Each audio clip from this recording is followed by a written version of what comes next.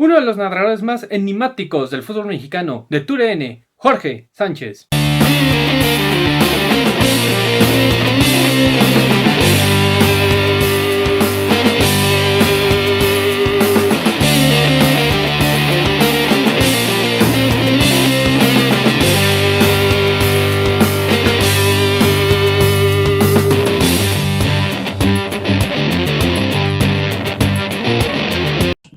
Ok. Ya. Bueno, buenas noches. Hoy tengo el gusto y el placer de tener aquí a uno de los mejores narradores a mi consideración del fútbol mexicano, el señor Jorge Sánchez. ¿Cómo está? ¿Qué pasó, Jesús? Antes que nada, gracias por la invitación y gracias por tus comentarios. A la orden. No, todo lo contrario, desde la admiración. Le quería preguntar algo que siempre pregunto a mis invitados, que es, ¿en qué momento recuerda que se da cuenta que existe una dualidad entre el gusto por el deporte y el gusto por los medios de comunicación? Bueno, primero háblame de tú, no seas malito, son rayitos, no seas injusto. Oye, pues mira, creo que todo empieza como el mismo deporte, ¿no? Como un juego.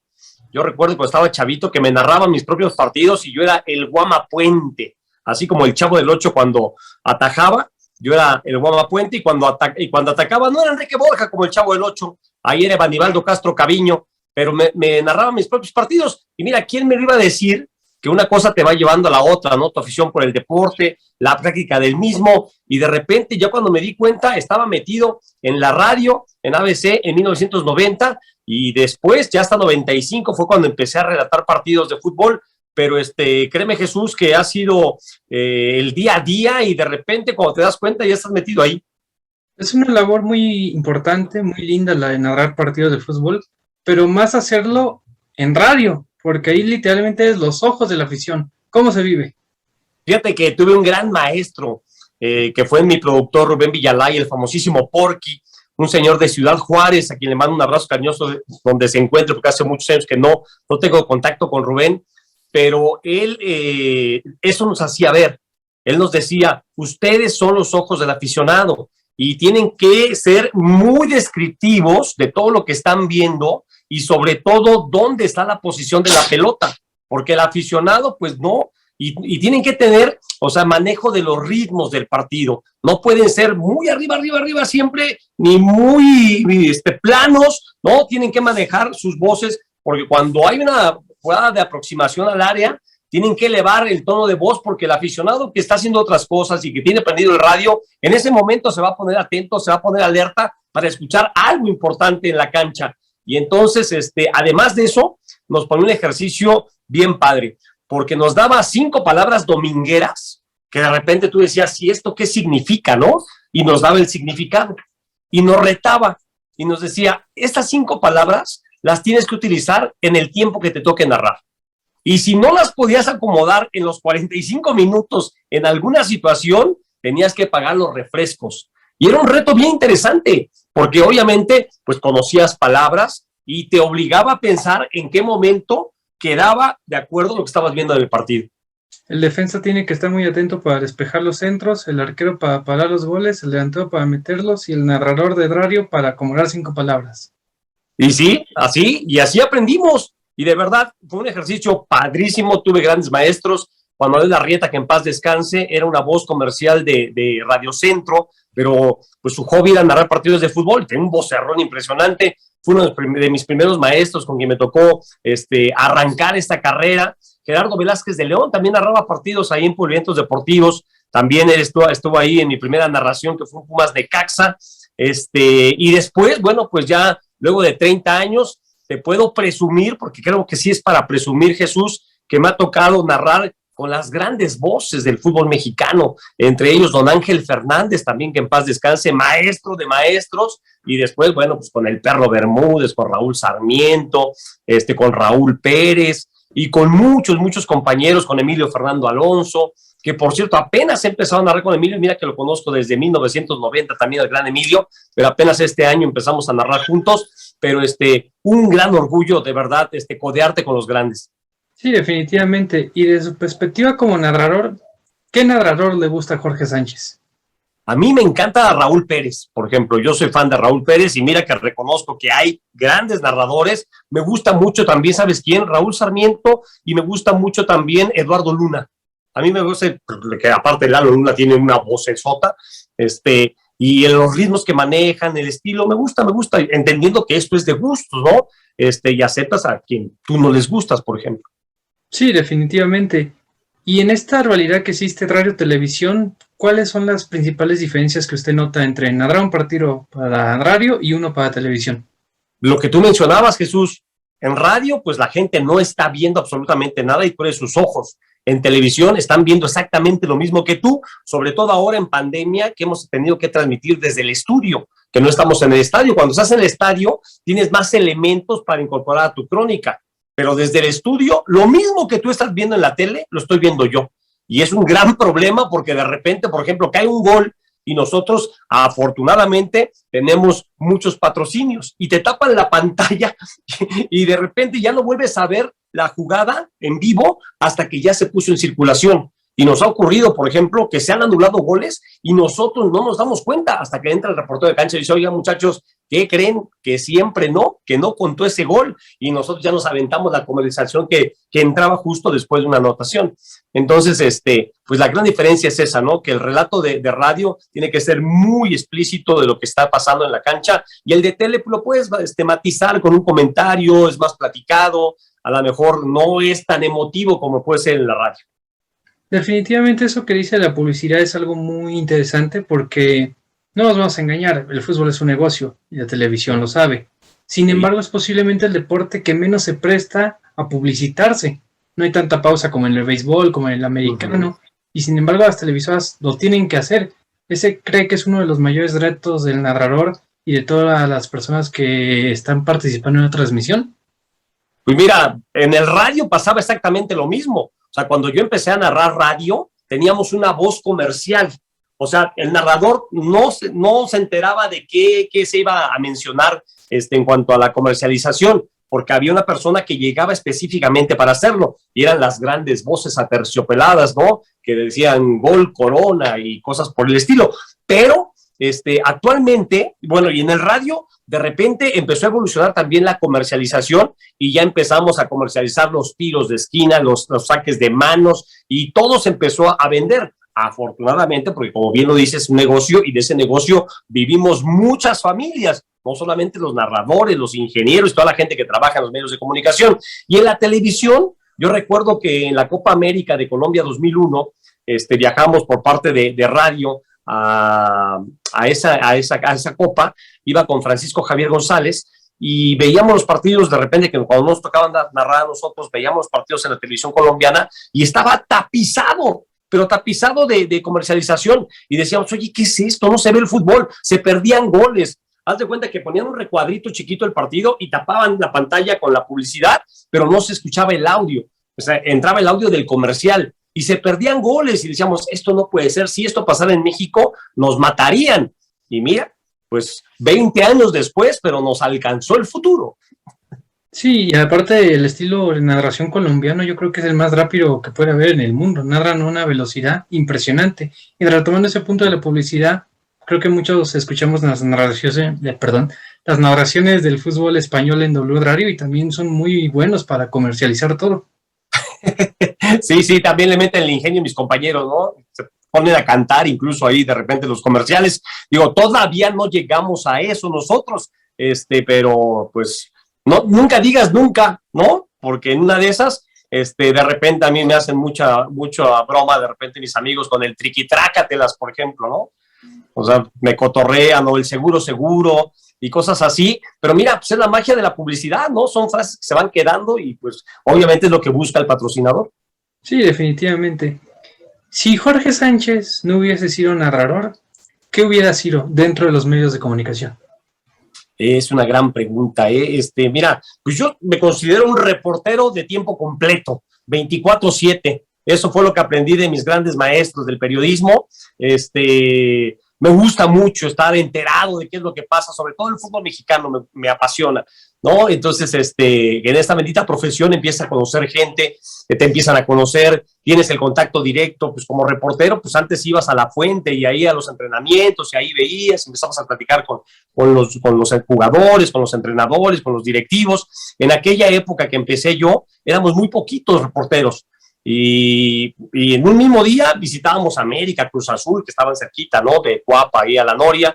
El Necaxa pues, era más complicado porque estaba en Cuautitlán Izcalli, pero teníamos ese acceso con el jugador. En el Estadio Azteca, después de los partidos, entrábamos a entrevistar a los jugadores a los vestidores.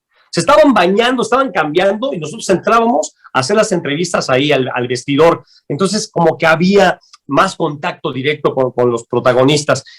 Ahora sí entiendo que es más difícil, pero afortunadamente ya con el paso del tiempo, pues tienen la posibilidad de que te ubiquen, de que te den sus teléfonos, y cuando ves algo, pues empiezas a preguntar, ¿no? Oye, ¿qué fue lo que pasó? Oye, ¿qué fue lo que ocurrió? Y cada uno te da su versión, y pues de ahí tú sacas ya alguna conclusión, o simplemente pones las dos partes, pero me encantaría, ¿no? Yo creo que si no tuviera la fortuna de narrar, me encantaría ser conductor de un programa y ser reportero de tiempo completo. Y el hecho de ser reportero de fútbol es algo muy interesante porque muchos jugadores tienen mucha vanidad o mucho ego. ¿Cree que un reportero sí puede llegar a tener una amistad con un jugador? Pues mira, yo siempre he pensado que los amigos se cuentan con la mano, ¿verdad? Pero es una conveniencia mutua. O sea, el futbolista sabe que le conviene tener una buena relación con el periodista, porque también somos los que los damos a conocer, les hacemos sus relaciones públicas, los hacemos famosos en algún momento, y cuando hay esa relación, entre comillas, de amistad, pues a lo mejor cuando tienes que ser severo en una crítica por un mal partido, pues tampoco eres tan manchado, ¿no? Como a lo mejor con alguien que te trató mal, que te negó una entrevista, pues porque somos humanos y tenemos sentimientos, y muchas veces pues nos han hecho sentir mal en algún momento cuando vas a pedir una entrevista y te dicen, júntame a 4, y tú volteas y pues, ¿quién? Ves que nada más yo te quería entrevistar, pero pues si no quieres, pues, ni modo, ¿no? No pasa nada. Y pues después cuando ya la riegan, entonces ahí dices, pues ahora va la mía. Pero no, yo creo que sí se ha dado con el paso del tiempo. Son pocos los jugadores o los directores técnicos que entienden tu chamba. O sea, nadie te habla por teléfono cuando dices, qué jugadorazo, qué partidazo, lo hizo de maravilla, es extraordinario. Nunca nadie te habla para decirte, oye, qué exagerado eres, no soy tan bueno. Pero apenas haces un cuestionamiento de alguien y te hablan, oye, qué poca, yo pensé que éramos amigos, ¿cómo me criticas? Oye, mi mamá me habló y me dijo que dijiste esto, no se vale. Digo, pues es parte de lo que es tu chamba, ¿no? Y pues en ese sentido, hay gente que a lo largo de los años aguantó los cuestionamientos, las críticas, y hoy te puedo decir que tengo una gran relación con ellos, ¿no? Y no solamente jugadores, entrenadores, árbitros, directivos, ¿no? Que hoy te puedo decir que son mis grandes cuates. A lo mejor no son mis amigos del alma, algunos sí, pero cuates tengo muchos, afortunadamente. Al final del día, periodistas, jugadores, árbitros, directivos, sigue siendo un medio muy pequeño, ¿no? Y todo el mundo se conoce de una u otra forma. Sí, nos conocemos y sabemos perfectamente de qué pie cojeas, ¿eh? Y también sabemos si tienes cola que te pisen. O sea, este es un medio muy chiquito y se sabe todo absolutamente. Sí. Y de esas veces que tenían la posibilidad los reporteros de meterse hasta la cocina en los años 90, ¿alguna anécdota que nos pueda compartir? Pues hay muchas, ¿no? Por ejemplo, cuando entrabas a entrevistar a Rubén Omar Romano y de repente él se sentaba en su lugar, se sacaba la playera en primera instancia, se quedaba con el dorso desnudo, se bajaba las calcetas, creo que ni espinilleras utilizaba Rubén, se sacaba los zapatos, le decía, espérame tantito, jalaba su maleta, sacaba de la maleta, ¿qué crees que sacaba de la maleta? ¿Un cigarro? Así es, y se ponía a fumar. Y entonces tú estabas entrevistando a Rubén y Rubén estaba fumando, ¿no? Y tú decías, ¿cómo? Y aquí delante de todos, sí, pues ya terminó el partido y Rubén te daba la entrevista fumando, ¿no? Que a lo mejor el día de hoy pues lo seguirán haciendo algunos jugadores, pues ya no lo sabemos porque ya no tenemos ese acceso hasta el vestidor. Pero esa sí se me quedó muy grabada porque la primera vez que lo vi, así como que no lo podía creer. Sí, de hecho, hace algunos años todavía se podía que los entrenadores fumaran en las bancas y ahora ya no se ve. No tendrá ni un año que al Tuca lo criticaban mucho por esa. Lo multaron porque se puso a fumar ahí en Ciudad Universitaria, ¿no? Y a la Volpe también de la Copa del Mundo, ¿te acuerdas? En 2006. Sí, sí, definitivamente. ¿Qué es el fútbol mexicano para usted? Porque tiene muchas críticas nuestro fútbol, que si califican 12, que si no hay descenso, que si los directivos no se preocupan por el tema deportivo y sí por el económico, pero dejando de lado eso, tanto lo positivo como lo negativo, aunque ahorita solamente dije cosas negativas, para usted, ¿qué es el fútbol mexicano? Es lo nuestro, es nuestra pasión, en algún momento es nuestro orgullo, ¿no? Cuando juega el equipo de todos, la selección mexicana de fútbol. Yo creo que sí lo tenemos que entender así. No nos podemos comparar con la Premier, pues no, por supuesto que no. Con España, pues yo también veo en España partidos que son de flojera, ¿eh? Y sí veo al Real Madrid, y sí veo al Barcelona y al Atlético de repente, ¿no? Y por allá al Sevilla y el Villarreal ahora, pero ha habido épocas muy grises de muchos de esos equipos. Entonces, me parece que cada quien tiene que presumir lo suyo. Y en ese sentido, creo que a los mexicanos nos cuesta trabajo reconocer lo que tenemos. Somos muy malinchistas, siempre es mejor lo de afuera. Y en mi caso, pues, soy un eterno agradecido porque gracias a nuestro fútbol, pues, he podido sacar adelante a mi familia, ¿no? Entonces, de repente dicen que si hablas más del camello, no lo vendes. Y yo veo a muchos de mis compañeros que son muy duros en cuanto a los cuestionamientos. Por ejemplo, lo que tú mencionas, priorizan los dueños el negocio. Pues dime, ¿quién quiere perder dinero? O sea, si te invitan a ti a un negocio y no vas a ganar, ¿le entras? Yo te pregunto. Difícilmente. ¿No?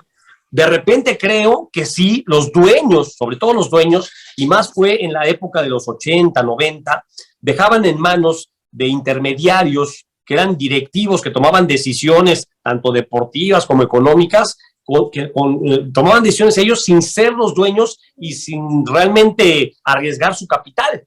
Llegó un momento en que los dueños dijeron, oigan, pues estamos dejando nuestra lana en personas que a lo mejor pues velan por sus propios intereses, no por las de nuestro dinero ni por las de nuestro equipo, porque de repente, pues, como los jugadores cambiaban también de un equipo a otro, iban y venían. Ahí me parece que empezaron a tratar de organizarse los dueños y a velar por ese negocio y a tratar de que sea redituable para ellos y para el bien común, cosa que no es fácil, porque además de que los dueños normalmente son gente que tiene mucha lana, pues también tienen mucho ego. Y a mí me encantaría, por ejemplo, que nuestra liga copiara lo que se hace en Estados Unidos. Yo sé que es difícil, es otro modelo de negocio. Allá la liga es la que manda y es la que decide qué jugador va a qué equipo, y cuando hay una adquisición, un jugador franquicia, compra la liga al jugador, y a veces incluso los equipos se hacen cooperacha para que se compre ese jugador y ya la liga decide a qué equipo, pero todo lo que implica la comercialización que va a tener ese jugador le salpica a todos. Y entonces te das cuenta cómo van todos por el mismo camino buscando que les vaya bien a todos. Y acá es bien complicado esa situación, ¿no? Aquí cada quien jala para su molino y es más difícil ponerse de acuerdo. Es algo que inclusivamente en Europa se empieza a ver de a poco con lo del fair play financiero.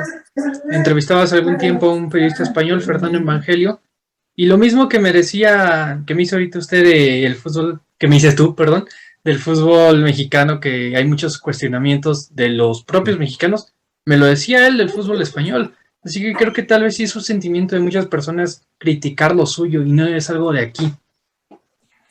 Sí, pero yo que sí, ya ves que hay una frase que dice que no hay peor enemigo de un mexicano que otro mexicano, y a veces lo hemos visto y lo hemos sentido, ¿no? Pero yo creo que sí tendríamos que ser más orgullosos de lo nuestro. Yo de repente escucho a los argentinos, ¿no? A los uruguayos hablar de su fútbol y te hablan maravillas, y gracias a esta bendita profesión hemos tenido la posibilidad de viajar, de conocer las instalaciones, de conocer cómo trabajan. Y créeme que pues ya quisieran, con todo respeto, tener instalaciones como las tienen los clubes aquí en México. A pesar de lo cual ellos sacan futbolistas y son exportadores y siempre van a tener esa etiqueta de jugadores elite, ¿no? Aunque a veces en la cancha no lo demuestren. Pero si tú pones un brasileño, un argentino, un uruguayo y un mexicano, pues a lo mejor ahí están en la pelea por el uno, el argentino y el brasileño, y el uruguayo no se queda atrás, pero el mexicano nunca lo vas a poner primero. Y ellos, así sea el más malo, porque también, y lo hemos visto aquí en México, que hay argentinos, brasileños y uruguayos malos, ¿no? Porque lo han venido a demostrar aquí a México, los seguimos poniendo por encima de los nuestros. Sí, bajo ese tenor, una de las críticas que hay al fútbol mexicano es que hay muchos extranjeros. ¿cuál cree usted que deberían de ser los requerimientos para que llegue un extranjero al fútbol mexicano? Pues yo creo que sí tendría que haber ciertos filtros, a lo mejor no tan estrictos como la Premier en un momento dado, ¿no? Que tenga tantos partidos de liga, que sea seleccionado nacional. No, porque pues evidentemente todos los jugadores extranjeros de Sudamérica, clase A, por así decirlos, pues sabemos que van directos a Europa, ¿no? Pero sí tendría que haber un filtro de que no tenga un jugador de 30 años que ha jugado en cuarta división de Brasil, por ejemplo, como estos últimos refuerzos de los Pumas de la universidad que me duelen tanto. Me parece que ahí sí. Ahora, en cuanto a la cantidad, pues a mí me tocó la época de los 80, 90, donde tenías 3 extranjeros y luego fueron 4, pero solamente 3 en la cancha. Y me parece que a mayor cantidad, menor calidad. Y después los clubes también se dieron cuenta que si traían chavitos extranjeros y los consolidaban en México, primero les salían más baratos. Los consolidabas en México y los podías vender o en el mercado interno, en otros equipos, o incluso al extranjero. Y eso lo vieron como otra posibilidad de negocio. Y a la fecha, bueno, en la segunda división en México, antes no se autorizaban extranjeros. Y por eso el Tuca Ferretti, cuando desciende el Atlas, se va a Pumas para mantenerse en México. Y ahora, pues vemos que también, que ahora que se reconstruyó el ascenso y que hace expansión, también bajaron en cuanto a presupuestos y no ves tantos extranjeros. Pero me parece que también en la división de ascenso se convirtió en ese cementerio de elefantes blancos, ¿no? De muchos jugadores que vinieron a México con aspiraciones de triunfar en la primera división y terminaban jugando y terminaban cobrando realmente allá en la segunda división o primera A o ascenso o ahora expansión. Afortunadamente en expansión, te repito, no hay tanto presupuesto y le están dando mucha salida a los chavos mexicanos, algunos que se formaron en clubes de primera división, que de repente, pues ya al dar 21, 22 años, ya no podían jugar en la sub-20, los dejaban libres, aparecían en la Liga Premier, que es la segunda división, ahí se consolidaron y luego aparecieron en expansión. Y muchas veces equipos de primera división los han jalado otra vez a primera división. Y en esta no ha habido ascenso de cuanto a equipos, ¿no? Pero revisa la cantidad de jugadores que han pasado de expansión a la primera división. Te habla otra vez de los presupuestos que tienen los clubes. Ya no son los mismos y incluso los de primera división tienen que estar pendientes de qué talento está en buen momento para invitarlo a jugar a sus equipos. Y te habla también de una segunda oportunidad para futbolistas que anteriormente con 23, 24 años podrían estar ya colgando las botas y ahora tienen un espacio allí, un espacio que antes no tenían. Sí. Porque inclusive llegó a haber bombazos en la Liga de Ascenso cuando había ascenso. Tal vez el último gran bombazo fue el entrenador Maradona, que todo el mundo habló de Dorados de Sinaloa. Sí, En segunda sí, de acuerdo. No, y Correcaminos en algún momento también en la liga, en aquel entonces de primera A, rompía el mercado, iban al draft y contrataban jugadores de primera división, a pesar de lo cual el Corre, pues hace muchos años que no ha podido regresar al máximo circuito, y ahora no se puede y tampoco andan muy bien, que digamos los de Tamaulipas, pero sí en algún momento hubo grandes inversionistas también en esa liga de primera A o de segunda división o de ascenso. Pues ahí se retiró Matías Bozo en el Correcaminos y el Tito Villa se retiró en Celaya. Y sí, por ejemplo, ¿no? De los últimos, pero ha pasado muchos por esas divisiones ya en sus últimas épocas como futbolistas activos. Sí, y se me olvidaba, Cuauhtémoc Blanco. Bueno, ¿no? Por ejemplo, uno de nuestros mejores jugadores y más grandes ídolos de los últimos tiempos. Sí, le quiero preguntar sobre un tema de actualidad que ha causado mucha polémica a últimas fechas. El grito homofóbico. Acaba de salir la noticia de que nuevamente la selección va a tener que jugar a puertas cerradas 2 encuentros. ¿Qué opina al respecto?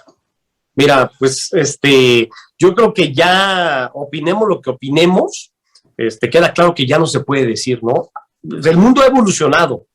Tú eres muy chavo, no sé cuántos años tienes, Jesús. 25. 25, es muy joven. Yo tengo 54.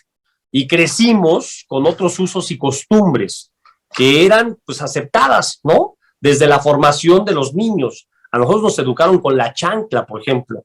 Hoy un padre que le pega a su hijo, de inmediato se va con las autoridades, y donde lo maltrates en público, en una plaza comercial, pues para quitarle un berrinche. Antes los papás te quitaban el berrinche a base de chanclazos o de cinturonazos y no te dejaban. y bien que mal nos formaron como hombres de esa forma. Y yo, lejos de tener rencor a mis padres, porque sí me daban mis cinturonazos y me daban mis chanclazos, pues les tengo que agradecer que soy lo que soy gracias a esa educación. Hoy ya no se puede. Y así muchas otras costumbres, los famosos piropos a las muchachas. Había gente que era especialista en piropos, ¿no? Y hoy eso es acoso, o lo pueden tomar como acoso muchas señoritas. Entonces me parece que a nosotros nos ha tocado tratar de evolucionar y cambiar esos usos y costumbres y aceptarlo en primera instancia. Yo recuerdo que cuando empezó todo este tema, recordarás allá en el Estadio Jalisco con la selección de los Estados Unidos, empezaban las primeras quejas y se defendió la situación de que en México pues tiene otra connotación ese grito, que no es homofóbico. Y creo que todos, bueno, no todos, muchos estuvimos de acuerdo en ese sentido. O sea, en México no es un grito homofóbico, no era en ese sentido el grito. No sé, acá hasta cuando saludas a un amigo te referías así. Te repito, hoy ya no. Entonces ya tenemos que partir de esa situación. Ya no se puede. Yo puedo pensar lo que quiera del significado, pero ya no se puede. Y ahí creo que el aficionado que hoy lo está gritando, lejos de ser homofóbico, es nada más por molestingar. Saben que su equipo está perdiendo, saben que la selección está jugando bien. ¿Cómo me desquito? Gritando. Porque sé que va a haber una afectación para el equipo, para la selección. Nada más es por molestingar. ¿Qué tienes que hacer? Yo creo que primero la ley, así como ha evolucionado todo, la ley también tiene que cambiar y haber sanciones muy importantes. Pero si no existen para cuando hay una riña, una agresión en los estadios, vas a la delegación y pagas una multa de 500,000 pesos y vas para afuera, en casi todos los estadios. Yo recuerdo que alguna vez se trabajó una ley del deporte y que se había autorizado supuestamente y ya se había puesto en marcha, ¿no? El tema de que a la violencia en los estadios era de cárcel y nunca se aplicó.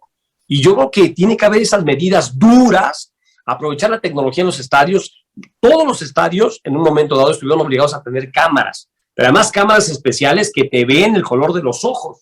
Ah, bueno, pues identifícalos, ¿no? Que venga el reconocimiento facial, mete la tecnología, inviértele para que el que grite ya no vuelva a entrar a un estadio. O sea, cosas de esas, porque si no, no va a acabar. Y yo creo que también la selección mexicana tendrá que salir del Estadio Azteca. O sea, yo sí, entendiendo que pagarían justos por pecadores, pero sí me llevaría a la selección mexicana de fútbol en algún momento a plazas como Monterrey o como Torreón.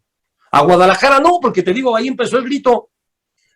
Sí, inclusive yo me acuerdo para las eliminatorias del Mundial de Rusia, la selección se fue a San Luis un partido contra Trinidad y Tobago y la afición de San Luis se portó pulcramente.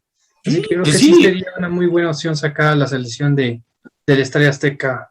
Ahora te digo una cosa, cuando fuimos a Sudáfrica, terminó la Copa del Mundo y teníamos un día libre, organizamos una excursión a un safari, ¿no? Y nos fuimos de safari, la gran mayoría, y en uno de los caminitos del safari, dentro del safari, chocamos así 2 camioncitos y no pasábamos. Y entonces ahí, así como que los choferes haciendo maniobras para pasar, y los de al lado, no sé si eran de Inglaterra, no sé de dónde eran, de Suiza, algo así, nos vieron y alguien traía la playera de la selección. Entonces, México, ¿y qué crees que nos dijeron? ¿Qué pasó? O sea, fíjate hasta dónde llegó, ¿no? Y fue en el Mundial de Sudáfrica 2010 y ahí todavía lo veíamos chistoso. Hoy ya no. 11 años después, ya no. Sí, definitivamente se veía muy, muy normal. Y yo creo que no hay que irnos ni tantos 11 años. Yo creo que hace 5 todavía era un tema de debate y todo el mundo decía. Se defendió. Decio de María, no sabes cuántas multas evitó. Incluso, o sea, hizo todo un tratado en inglés para mandar a la FIFA defendiendo la postura y la connotación que es en México de esa palabra, que incluso, ¿sabes qué? Anexó la portada del diario Sport de Barcelona, donde, si tú recuerdas, en una conferencia de prensa le preguntan a Pep Guardiola que qué opinaba de lo que había dicho en una conferencia previa a Mourinho. Y entonces Pep Guardiola dice, ese señor es el Uto Amo. Sí, y así publicó esa portada, ¿no? El Uto Amo. Y aparecía la foto de Mourinho. Pues esa la anexaron. Le pica el ojo a Vilanova, ¿no? no recuerdo, no, pero fue por la conferencia de que algo dijo y dijo, no, pues es un mago, Mourinho es un mago en las conferencias de prensa, a eso se refería Pep, pero no, la frase fue, es el Uto Amo. Y entonces eso lo anexaron en esa defensa que hacía México para que viera la FIFA que también en España tenía otra connotación de grandeza, ¿no? O sea, es el mejor para las conferencias de prensa, pero el calificativo era Uto. Entonces, las ganaron. En ese momento las ganaron. Pero otra vez la presión mediática y otra vez la evolución y los cuestionamientos y la gente que se seguía quejando. Y pues, es como el bullying, ¿no? En mis épocas, bueno, pues nos llevábamos, nos decíamos y tal, y te aguantabas. Y si te enojabas porque te ponían un apodo, o si te enojabas porque te hacía una travesura y llorabas o te quejabas, pues te sacaban del grupo. Las novatadas en los equipos eran terribles. Y hoy, pues todo eso es calificado como bullying. Hoy no se puede. O sea, incluso en la conducción de los programas, pues cuando hay tal camaradería, ¿no? Nos llevamos muy bien y tal. Hoy ya tenemos que ser más medidos en esas cuestiones porque alguien se puede sentir ofendido. Y si alguien en una broma se siente enojado, molesto, ofendido, pues ya no es juego. Entonces ya caes en bullying. Y todo eso pues, lo hemos tenido que aprender al calor de los trancazos, ¿no? Definitivamente, ya para cerrar este tema, ¿cree que sí puede llegar a dejar a la selección sin mundial? Sí, pues la regla es muy clara. O sea, el riesgo existe, claro. O sea, sería terrible que nos quedáramos sin Copa del Mundo, pero pues al menos el reglamento es así. Yo entiendo que para FIFA es muy importante que México vaya a un mundial por lo que significa los ingresos, ¿no? Tú sabes que los mexicanos vendemos, empeñamos, hacemos lo que sea, pero ahí estamos, ¿no? Tú ves la cantidad de gente que viaja. Además, México es el único país en el mundo que lleva gente de 2 países, ¿no? Porque van los mexicanos de México y van los mexicanos de Estados Unidos. Y aquellos tienen todavía más lana que gastar donde quiera que sea el Mundial o la Copa América o el torneo que me digas donde está nuestra selección. Entonces sí sería un duro golpe a la economía del país organizador de lo que me digas, que no vaya a México. Sí, definitivamente. Y de ser así, lo viviste. ¿Cómo es un México sin la selección en el Mundial? La última vez fue en el 90. Terrible, porque además las consecuencias son en cuanto a la pérdida de generación de futbolistas, ¿no? Después del Mundial de 86 pensábamos que México tenía jugadores como para seguir creciendo a nivel internacional. En ese Mundial de Italia 90, por ejemplo, Hugo Sánchez estaba en su mejor momento y pues se pierde y se perdió toda una generación que era dirigida, si no mal recuerdo, por Alberto Guerra en ese momento como técnico del equipo mexicano. Pero el fútbol, incluso en el local, llegó un momento que ni siquiera se transmitían los partidos de fútbol. O sea, se pasaba el América, creo, nada más. O sea, pero vino un desánimo terrible en el país en ese momento y afortunadamente del 94 a la fecha pues ha sido muy consistente el equipo mexicano en cuanto a Copas del Mundo y a cuanto a participaciones, porque bien que mal, sí es cierto, nos hemos quedado en el 4º partido, ¿no? Entendido que en el 86 sí se jugó el 5º, sí lo sé, pero del 94 a la fecha, pues ahí estamos, ahí es el equipo mexicano y en algunas ediciones, que yo creo que han sido las más, te has quedado con ese sabor de boca de que el equipo tenía como para seguir avanzando. En Estados Unidos contra Bulgaria, en Francia 98 contra Alemania, ¿no? En 2002, cuando supimos que jugábamos contra Estados Unidos, dijimos, de aquí somos, ahora sí, y nos ganan los gringos. En 2006, el golazo de Maxi, también, o sea, no te lo esperabas, cuando la selección en la primera etapa no había jugado tan bien, con el mismísimo Ricardo Antonio Lavolpe, pero ese juego contra Argentina donde movió todo a la alineación Lavolpe, pues nos tuvo al filo de la butaca pensando que sí íbamos a poderle ganar a Argentina y nada. Luego en el 2010, el robo con ese gol en fuera de lugar del tamaño del mundo, ¿te acuerdas? Contra Argentina, y así, pues no era penal, ¿no? Contra Holanda, pero bien que mal, pues ahí hemos estado. Sí, creo que la única vez que México ha quedado eliminada, siendo superada claramente, ha sido precisamente en Rusia, con Brasil, donde creo que sí México no hizo mucho en ese partido. Y en el Mundial 2006, pues tengo una anécdota, ese día cumplí yo años y Maxi Rodríguez me amargó el cumpleaños. A mí me tocó narrar el gol. Yo estaba haciendo ese partido con Francisco Javier González, con el ruso Brailovsky, y en el estadio, ahí en Leipzig, me parece que fue el partido, para Sky. Esa Copa del Mundo la narramos para Sky. Y ha sido, me parece, uno de los goles más bonitos que me ha tocado narrar y más dolorosos. Y a mí muchas veces me han cuestionado que yo grito los goles igual de fuerte si es de México o es de la otra selección. Y me han criticado, ¿eh?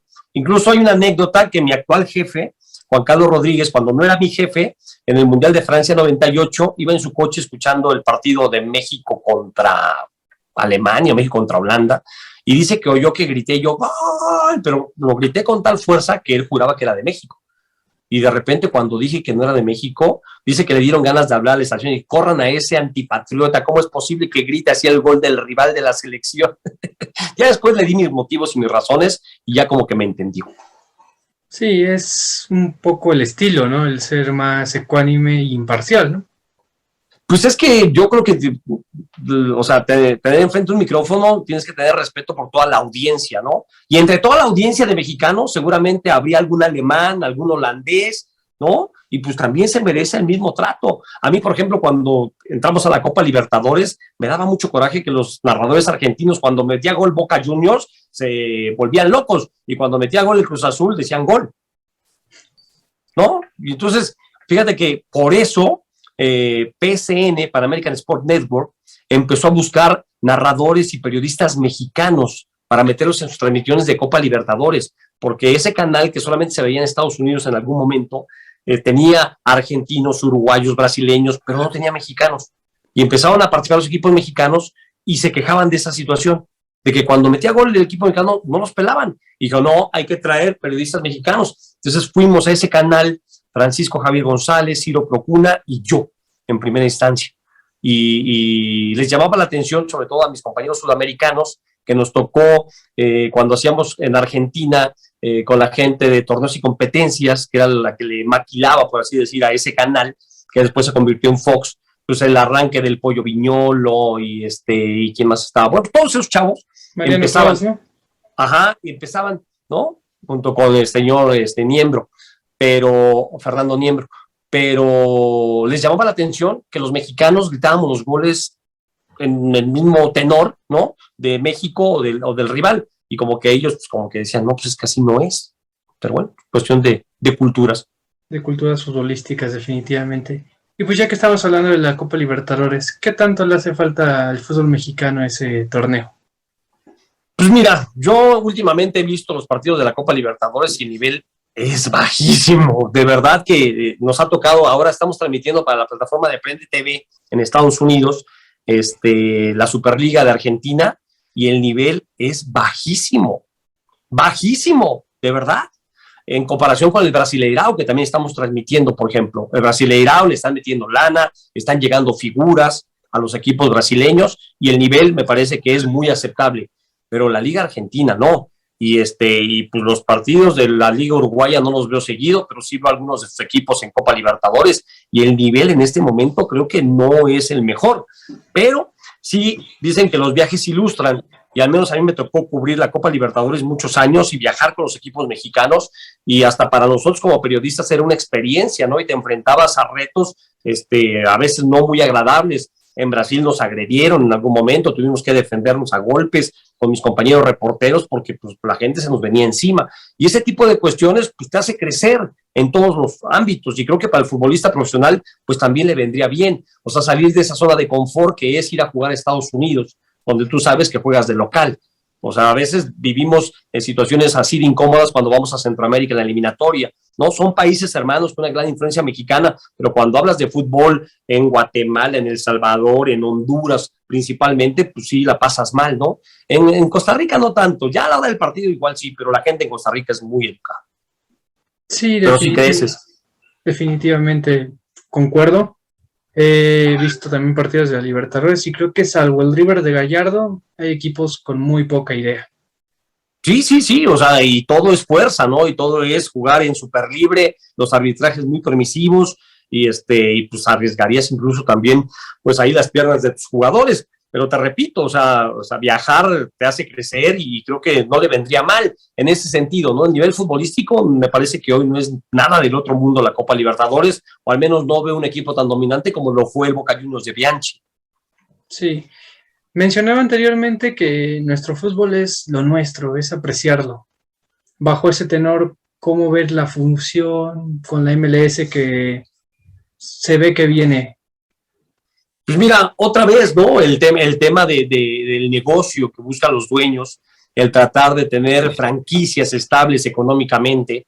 O sea, nos metíamos a los estadounidenses por la puerta de atrás y cada quien velaba por sus propios intereses. Y tú veías como el Morelia hacía intentos para ir a lo mejor al sur de California, donde sabía que hay muchos michoacanos, y tratar de traerse unos dólares, ¿no? Y el América y las Chivas y tal. Y ahora, pues, es nada más organizar un poquito todas esas idas a los Estados Unidos a traer dólares, pero que no les cueste tanto trabajo a los equipos, ¿no? Que sea organizado por las dos ligas, que se haga esa rivalidad, porque hay que aprovechar ese gran mercado mexicano que está en Estados Unidos. Porque además, pues obviamente siempre habrá migración, ¿no? Constante, pero ya segundas, terceras generaciones de mexicanos a lo mejor ya ni siquiera hablan español.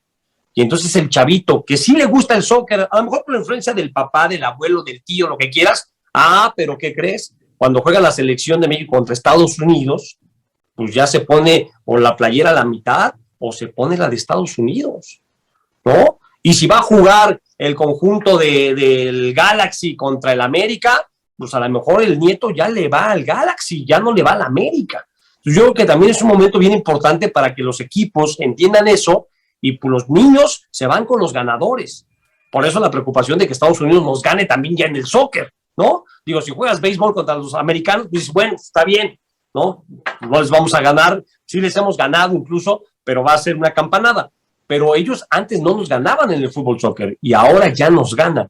Y creo que es un grave riesgo que perdamos a esa gran afición mexicana que hay en Estados Unidos porque van a apoyar con todo a sus equipos. Pero si vas y los goleas, dicen, no, bueno, me sigo quedando con el América, con el Sur, con los Pumas, con las Chivas y con lo nuestro, ¿no? Sí, definitivamente. Y creo que algo que también juega un papel muy importante ahí, no sé qué opine, es la nobleza del aficionado al fútbol en Estados Unidos. Lo vemos con la selección, pagan, no sé, $100 por un partido en una fecha no FIFA. No, pagan más y además mucha gente viaja cualquier cantidad de millas con tal de sentir cerca lo suyo, ¿no? Otra vez, la gente que está allá, muchos de ellos no quisieran estar allá, quisieran estar en México. Tristemente, las condiciones del país y sus circunstancias los han obligado a dejar su tierra, su familia, y entonces cuando van los equipos mexicanos es como sentirse cerca de lo que perdieron. Y te repito, ¿no? O sea, pagan mucho dinero.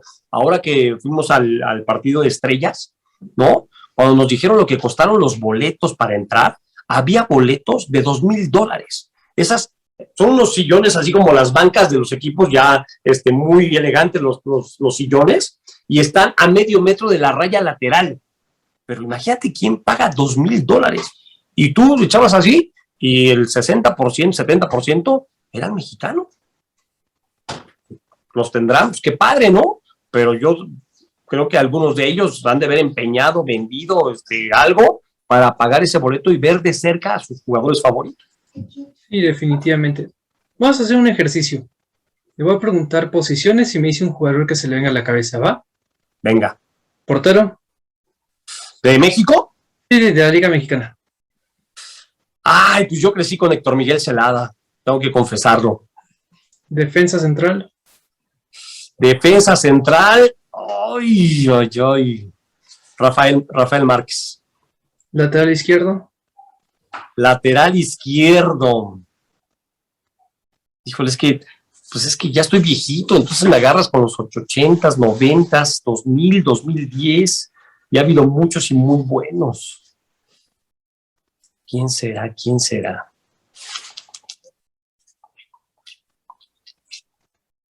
No sé. ¿Nos pasamos al medio campo? A ver, sí, dale. Un Me contención. faltó lateral derecho, ¿no? Del lateral derecho, ¿no? Lateral derecho y lateral izquierdo. No, pues me quedé igual. A ver, un mediocampista, dale. Un mediocampista. El capitán Miguel España, pues de contención, ¿no? De contención, sí. Sí. ¿Y para los goles? No, pues Evanibaldo Castro Caviño, lo que te decía. No, yo me hice Puma por ese universidad, primer campeonato en 76-77, con el Puma enorme en el pecho, pero la letalidad de Banibaldo Castro Caviño, que era un adelantado a su época. Yo no creo que Banibaldo Castro Caviño se metiera al gimnasio todos los días, pero era un tipo que tenía un lomo tal, una potencia de piernas y un salto impresionante que no tenían sus rivales y le sacaba mucha ventaja. El cambio de ritmo, por ejemplo, que tenía Juan José Muñante, ¿no? Un peruano también que vino a universidad, eran explosivos y no los agarraba nadie. En un recorte en corto, un pique en corto, no los paraba nadie. Entonces, pues yo me quedo con Caviño. Y mira que respeto mucho al príncipe guaraní, ¿no? José Saturnino Cardoso, también otro delantero letal y muy bueno, pero pues me quedo con Caviño. ¿Y entrenador? Ay. Que Universidad ha tenido muy buenos entrenadores. No, es que te digo una cosa, de mi formación, o sea, yo empecé a trabajar en el Club Universidad, bueno, no a trabajar, hice mi servicio social en el Club Universidad, y entonces, en esa época, dirigía el primer equipo el doctor Miguel Mejía Barón, y su cuerpo técnico estaba conformado por el arquitecto Memo Vázquez, estaba conformado por Ariel González Justo, que era su preparador físico, y el doctor Mario Trejo, que era el director deportivo. Entonces, cuando ellos hacían sus reuniones en la oficina de Club Universidad, muchas veces se metían a mi oficina, ¿no? En el área de prensa, ahí, y ahí se ponían a platicar, y entonces yo estaba ahí, así recargado, ¿no? Según yo estaba trabajando y nada más estaba oyendo todo lo que decía. Y entonces, pues aprendí, conocí, los vi trabajar, los vi cómo trataban a los jugadores, vi la evolución del mismo doctor Miguel Mejía Barón, yéndose a Monterrey, después a la selección mexicana. Me tocó ya como reportero seguir esa selección desde 93 hasta el Mundial de Estados Unidos 94, y me siento muy identificado con la filosofía y las formas de ser del doctor Miguel Mejía Barón. Soy un fan del doctor Miguel Mejía Barón. Sí, y es una de las mejores selecciones que ha habido en México, a pesar de que llegaron de las demás. Esa selección del 94 sí tenía jugadores, una base Puma y jugadores muy, muy importantes. Desde y mira que, por ejemplo, América, en Ecuador 93, pues Luis García estaba en su mejor momento en España, pero vino a la Copa América y el doctor Mejía Barón se la jugó con Hugo. Y ya mucha gente decía, no, es que Hugo ya no y tal, y Luis García estaba enojadísimo porque no lo metían a jugar, pero Miguel Mejía Barón se mantuvo y pues, bueno, ya vimos hasta dónde llegaron, ¿no? Y ya después lo que pasó con Hugo en el Mundial de Estados Unidos 94, pero siempre me sentí muy identificado con esa filosofía que maneja el doctor Mejía Barón, que ahora espero la plasme, ¿no? En su nuevo puesto como director deportivo de los Pumas. Ojalá por el bien del equipo. No le voy a Pumas, pero creo que le hace muy bien al fútbol mexicano que los grandes estén bien. Sí, de acuerdo. Escribí esto, a ver cómo me lo contesta. En una sociedad en donde hay tanta avaricia, problemas sociales, una pandemia, desigualdad, ¿el fútbol juega un papel de formador de buenas personas? Yo creo que la formación integral del futbolista es fundamental. Para mí el deporte, la magia que tiene el deporte es que no discrimina, Jesús. O sea, tú dentro de una cancha de fútbol eres igual que el que está enfrente. Y no te preguntan si tienes o no tienes dinero, si eres de buena o mala familia. No. En la cancha todos somos iguales.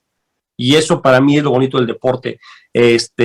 Por eso yo creo que como pretexto de hacer cualquier deporte, llámese fútbol en este caso, que es el que manejamos, es nada más el pretexto para juntar a los niños, sobre todo, el trabajo con los niños, formarlos como persona, una formación integral donde no se trate de ganar por ganar, ¿no? Hay que tener valores, el deporte transmite valores y eso es fundamental.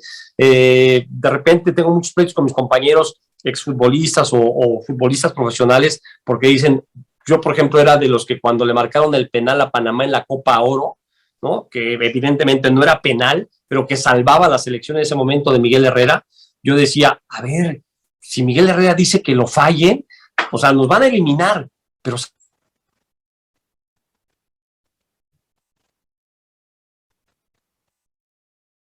gana. Miguel no lo va a hacer. Justino Compeán, baja. México va a perder muchos millones de dólares porque no va a llegar. Pero ¿sabes qué? Le vas a dar la vuelta al mundo diciendo, el presidente de la federación bajó y les dijo que no quería ganar así, porque no lo merecíamos, porque el árbitro se equivocó y todos nos dimos cuenta. Fue clarísimo. No se vale. Ese tipo de cuestiones creo que nos hacen mucha falta en nuestro fútbol. Se dan a cuentagotas, y por eso son noticia. Ha habido, por ejemplo, en segunda división, no recuerdo el equipo, pero fue un gol que consiguieron cuando había una falta o un jugador caído y el técnico les dijo, a ver, ya marcó el gol el árbitro, no se va a arrepentir, ni modo, ya lo marcó, nos quedamos parados y a ver, pásenle, metan el gol. Y estamos iguales otra vez. Ese tipo de detalles me parece que se han perdido en cuanto al profesionalismo, pero en el fútbol base, de repente yo no estoy muy convencido de los formadores, que para mí son deformadores, que buscan ganar a costa de lo que sea, ¿no? Y tratan de infundirle al joven que se está preparado para ser futbolista profesional, que tiene que ganar a costa de lo que sea, engañando al árbitro, pateando al rival, ese tipo de cuestiones, porque la gran mayoría de esos chavos que están en fútbol base no van a llegar a ser futbolistas profesionales. No van a llegar, porque son muchos los llamados y pocos los elegidos. La gran mayoría van a ser padres de familia. Y si tú los educaste de esa forma, ¿cómo crees que eduquen a sus hijos? De esa forma. ¿No? Entonces, me parece que ahí tenemos que aprovechar más el tema del deporte, de la pasión que genera practicar un deporte para pues tratar de formar buenas personas. El Leeds United, equipo de Bielsa, se quedó un año más en segunda división, lo recordará por dejar de hacer un gol ya que habían anotado me parece que era un fuera de juego o en una falta. Te digo, a cuentagotas, pero ¿cuántas veces hemos visto equipos importantes, equipos no importantes, entendiendo lo que es el negocio? Porque a mí me decía, por ejemplo, mis compañeros, oye, pero el técnico está jugando la chamba. Y entonces si hace eso, lo corren. Le digo, sí, pero ¿sabes cómo se va a ir del equipo? Y te apuesto lo que quieras a que lo corre ese equipo y lo contrata otro. ¿Por qué? Porque esas acciones hablan muy bien de ti como ser humano, como persona, al margen de lo profesional que pueda ser. Pero pues se dan a cuentagotas esas cuestiones. Todo el mundo quiere sacar ventaja, ¿no? De lo que sea. Todo el mundo quiere engañar al árbitro. Alguna vez lo declaró Arturo Bricio, el hoy presidente de la Comisión de Arbitraje, alguna vez dijo, el futbolista profesional de México entra a dos cosas, a engañar al árbitro y a lastimar a su compañero. Y se le fueron todos encima. Y pues no está tan lejos de la realidad, No creo que a lastimar al compañero, pero sí a engañar y a sacar ventaja de lo que sea en favor de ganar un partido de fútbol. Tristemente. Le leo una frase de Albert Camus y me da su opinión sobre la frase. Todo lo que sea la moral y las obligaciones del hombre se lo debo al fútbol. Sí, pero pues ahora también hay que ver quién lo formó a él, ¿no? Para que te des una idea, yo tenía un entrenador, no te voy a decir el nombre, pero nos lo apuntaba en el pizarrón y su frase, su filosofía de vida era ching, ¿sí lo puedo decir? Sí, es que a mí me cuesta trabajo decir palabras altisonantes ante las cámaras y micrófonos, pero su frase era chinga antes que te chinguen, porque si te chingan, ya no chingamos. Y es su filosofía. Sí. Ese entrenador que tuvo, no sé si es una anécdota suya, la recuerdo hace muchos años, lo llevó a cambiar una batería de un coche. Así es. Salimos de un partido en la Magdalena Michuca del Torneo de los Barrios y yo vivía por los rumbos de él y tenía un Renault chiquito. Y me dice, oye, acompáñame a cambiar la batería del coche porque se me está apagando. Y papá, pues sí, con mi maletita, ¿no? Y pues tú te imaginas que vas a ir a la refaccionaria, que además en esa zona hay muchas refaccionarias. Y de repente veo que llega su cochecito, abre el cofre, saca la batería, ¿no? Y la deja en el suelo. Y pues enfrente pues, estaban estacionados los coches, camina 2, 3, abre el de enfrente y con una habilidad le quitó la batería, puso la de él, se llevó la batería, se la puso, nos subimos y nos fuimos. Y yo me quedé así, helado. O sea, yo estaba esperando que viniera la policía y nos agarrara a los dos por rateros. Pues esa era la palabra, ratero. Le quitó la batería al coche de al lado y era nuestro formador. Y después en otra se iba peleando, alguna vez veníamos de Pachuca y el cochecito ahí todos amontonados, veníamos como 5 y venían 2 señores en un Volkswagen, se les cerraron, se hicieron de palabras, le escupió, se pararon, le sacaron una pistola, ¿no? Eran policías. Y te vamos a bater, y nosotros aterrados, éramos chavitos nosotros, aterrados así con la pistola ahí, nos estaban amenazando. Pues te digo una cosa, no pudieron con él. Él solito se sonó a los dos con pistola. No. Otra cosa. O sea, le aprendí cosas buenas, le aprendí cosas malas, ¿no? El valiente vive hasta que el cobarde quiere. Cosas en el fútbol, otra vez, vas conociendo tanta gente y tienes que hacerte de lo bueno y desechar lo malo. Pero te tocan unas vivencias que dices, no puede ser. Y sobre todo yo decía, no puede ser que a gente así le den la formación de tantos jóvenes. O sea, yo me espantaba, pero habría otros que dijeron, pues así es el rollo, pues yo aprendo, a ver, dime cómo se abren los coches, ¿no? Sí, definitivamente. Vamos a terminar con una dinámica. Le doy 2 opciones, se queda con una. ¿Mundial o Champions? Mundial, ¿Pelé o Maradona? Maradona, ¿Messi o Cristiano? Messi, ¿Rafa Márquez o Hugo? Hugo, ¿Fútbol como un fenómeno social o solamente como un deporte? como fenómeno social. Muchísimas gracias. No, Jesús, gracias a ti por la invitación y a tus órdenes. Y bueno, esa fue la entrevista a Jorge Sánchez. Espero les haya gustado. Me regalen un like, se suscriban a este canal y nos vemos la próxima.